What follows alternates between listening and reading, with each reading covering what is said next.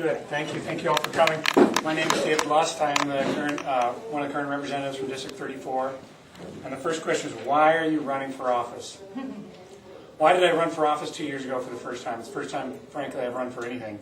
And I have had it instilled in me. I grew up in Aberdeen, and my father instilled in me the need to give back to a community and community service. And I moved here to Rapid City after law school in '97 and have been active in the community through Big Brother, Big Sister, Junior Achievement, the Chamber, my church, Northern Plains Eye Foundation. So it's an integral part of who I am, public service. And I view really serving in the legislature as merely an extension of that public service.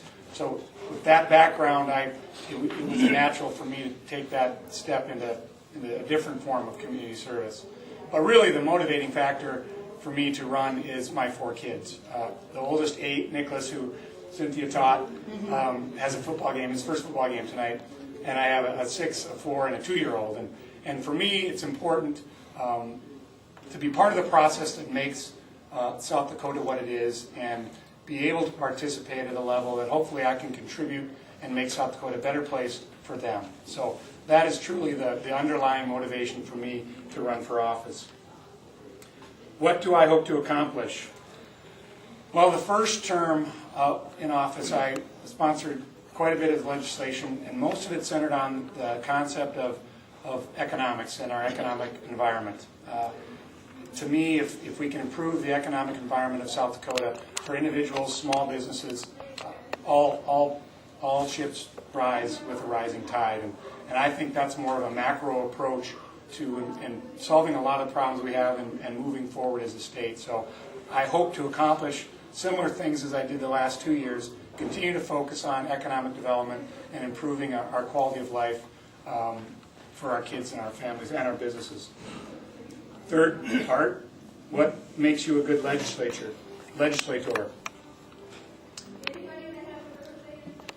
You know, I would say the skills I bring as a legislator are the skills I use every day as a business attorney. I'm constantly drafting contracts, interpreting language. I've drafted statutes prior to being elected, and I continue to do so as a legislator. That and the ability to negotiate with people and work with people are probably the things that most qualify me to be a legislator. I've found that those skills that I've learned as a lawyer greatly enhance my effectiveness. I also serve on some committees that help as well. I'm on the Rules Review Committee, so I have a more enhanced view of the regulatory climate, certainly as far as administrative rules.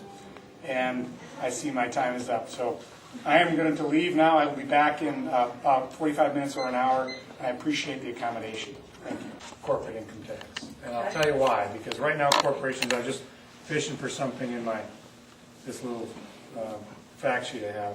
I mean, if you look at who pays taxes right now, where our tax revenue comes from, the contractor's excise tax, the contractors, those are businesses. There's a business tax right there. The insurance company tax, businesses. Insurance companies are businesses. There's a business tax right there. The bank franchise tax, banks. There's a bank right there. There's a corporate tax right there. So you've already got a host of different taxes that businesses are paying. Okay. Part of the allure of our economic environment is that we have a relatively low tax base. That goes not just for corporations, that goes for individuals too. If you look at the overall tax burdens per capita, South Dakota ranks almost always at the top, being the most favorable towards individuals, and top 3 always. So I take issue with the idea that we're overtaxed in that sense. And you'll see, certainly people advocate that we need more taxes. I'm not one of those. I'm not one of those on the income tax. I'm not one of those on a corporate tax. So I think if you look at the overall framework of where we are in taxation, it's not overly burdensome, and as a result, we're able to attract some businesses here. It's not the only reason businesses come here, probably not even the primary reason, but it's part of the context in which they come and make decisions.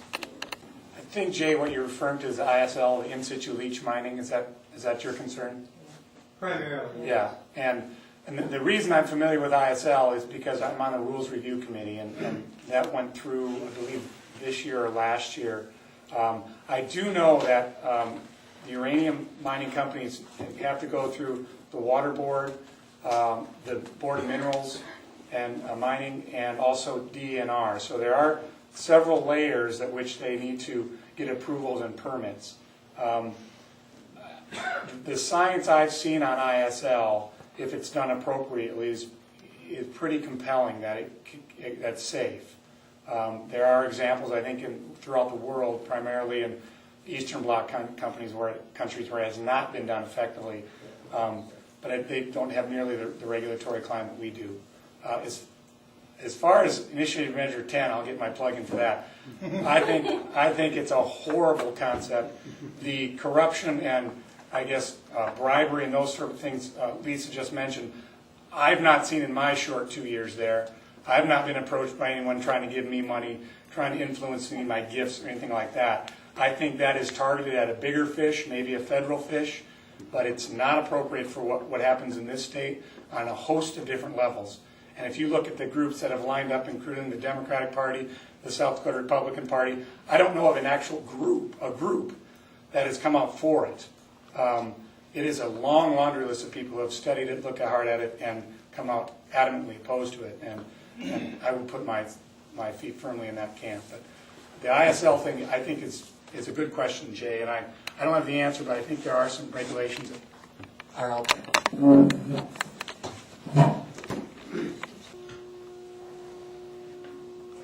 My concern with education funding is multi-layered. We've got a structure where we have 165 school districts in this state. We've got 64 odd counties. We have 165 school districts. I think the answer to the question, Curtis, is we need to first get to efficiencies within our system.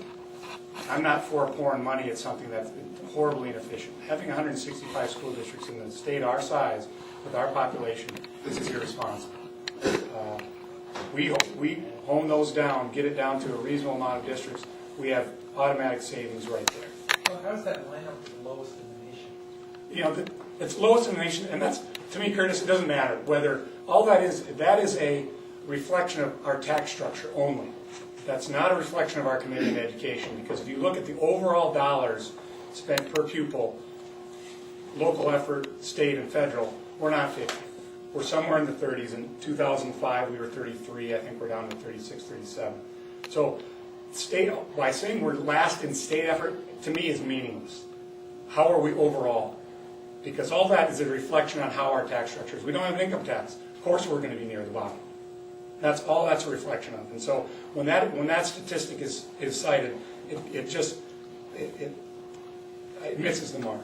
I think the bigger mark is where are we on overall funding, and I think we need to become more efficient to free up more funds, and then I'm much more confident in making the pitch for more money. But I'm not right now when we're horribly inefficient and we're wasting funds.